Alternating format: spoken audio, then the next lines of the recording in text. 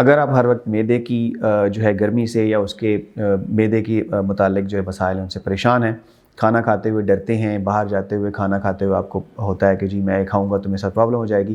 تو پھر آپ یہ ویڈیو دیکھیے، اس میں تفصیل سے بتاؤں گا کہ معدے کی گرمی کیوں ہوتی ہے اور اس کا علاج کیسے کیا جاتا ہے۔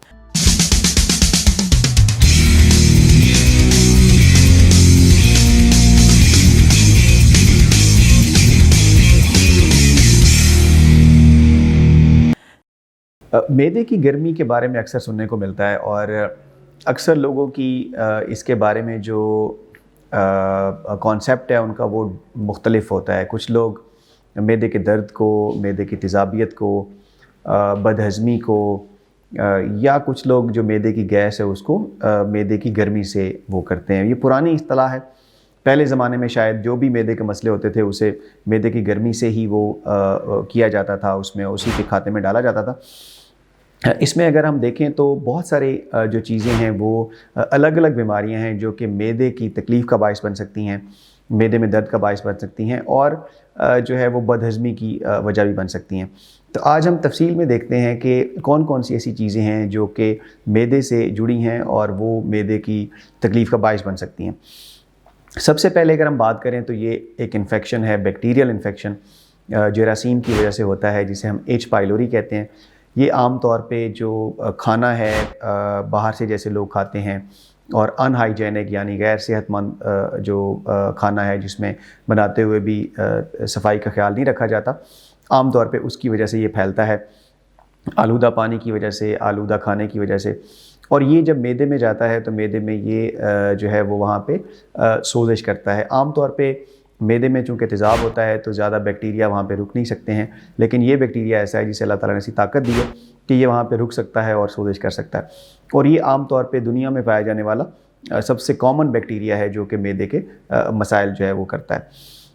اس کے بعد اگر ہم بات کریں معدے کے درد کی، معدے کی تکلیف کی، تیزابیت کی، تو درد کی دوائیاں اس میں دوسرا بڑا رول ادا کرتی ہیں۔ جو لوگ کمر درد کا شکار ہیں یا جوڑوں کے درد کا شکار ہیں، یا اس کے علاوہ انہیں سر درد کے لیے بار بار، پٹھوں کے درد کے لیے بار بار دوائیاں لینی پڑتی ہیں، جس میں عام طور پہ جو جیسے ڈکلوفینک ہے یا اس طرح کی جو باقی دوائیاں ملتی ہیں بازار سے عام طور پہ، وہ کھانے سے بھی معدہ جو ہے وہ زیادہ متاثر ہوتا ہے۔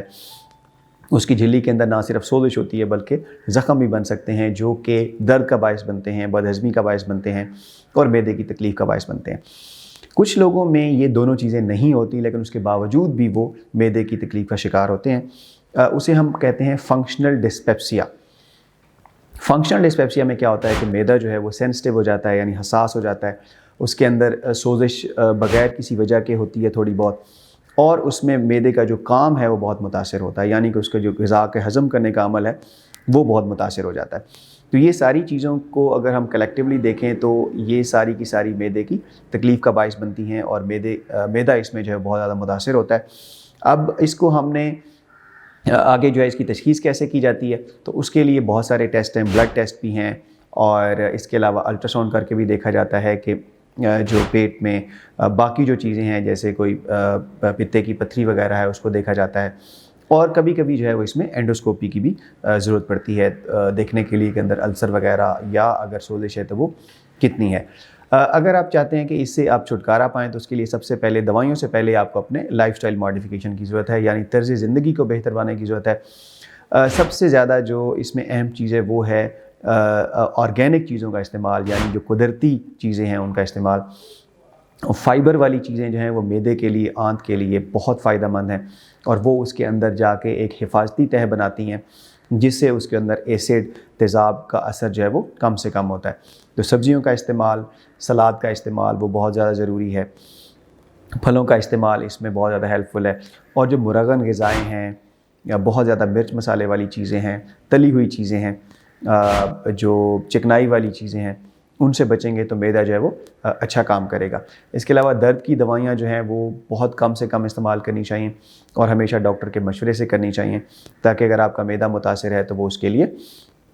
جو ہے وہ چیزیں دیں جو اس کے لیے بہتر ہیں اور اس کو کم سے کم نقصان پہنچاتی ہیں۔ اگر ان ساری چیزوں کے باوجود بھی آپ کو معدے کی تکلیف رہتی ہے تو پھر آپ اپنے معدہ جگر کے ڈاکٹر سے مشورہ کریں تاکہ وہ مزید ٹیسٹ کر کے اگر ضرورت ہے دیکھے کہ وہ اس کی وجہ کیا بن رہی ہے، تو اس حساب سے وہ آپ کا جو ٹریٹمنٹ ہے وہ اس طرح پلان کریں گے. Thank you.